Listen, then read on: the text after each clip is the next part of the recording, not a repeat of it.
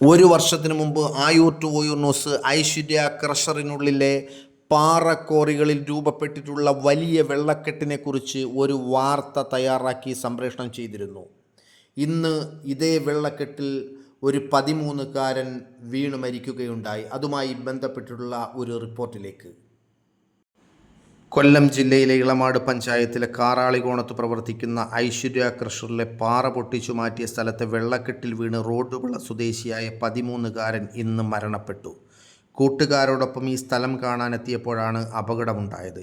ഇത്രയും ആഴം കൂടിയ ഈ വെള്ളക്കെട്ടിൻ്റെ അപകടാവസ്ഥ കഴിഞ്ഞ ഒരു വർഷം മുമ്പ് ആയൂർ ടു ഓയൂർ ന്യൂസ് പുറം ലോകത്തെയും അധികാരികളെയും അറിയിച്ചിരുന്നു. ഐശ്വര്യ ക്രഷറിൻ്റെ പല ഭാഗങ്ങളിലും ഇത്തരത്തിൽ പാറ പൊട്ടിച്ചു മാറ്റി വെള്ളക്കെട്ടായി മാറിയ വലിയ ആഴത്തിലുള്ള സ്ഥലങ്ങളുണ്ട്. ഈ സ്ഥലങ്ങളിലൊക്കെ അപകടകരമായ രീതിയിൽ വെള്ളക്കെട്ടും രൂപപ്പെട്ടിട്ടുണ്ട്. അണക്കെട്ടുകളുടെ രൂപത്തിലാണ് ഇവിടെ ഇപ്പോൾ ഈ പാറ പൊട്ടിച്ച് മാറ്റിയ സ്ഥലങ്ങളിൽ വെള്ളക്കെട്ടുകൾ ഉള്ളത്.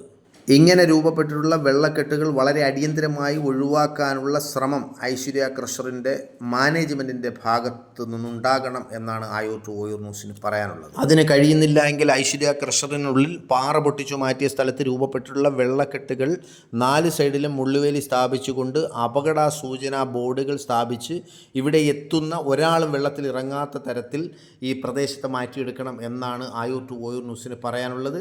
ഈ വിഷയത്തിൽ അടിയന്തര പ്രാധാന്യത്തോടുകൂടി പഞ്ചായത്ത് അധികൃതരും മറ്റുദ്യോഗസ്ഥരും ഇടപെടണം എന്നുകൂടി ആയൂർ ടു ഓയൂർ ന്യൂസ് ഓർമ്മിപ്പിക്കുകയാണ്.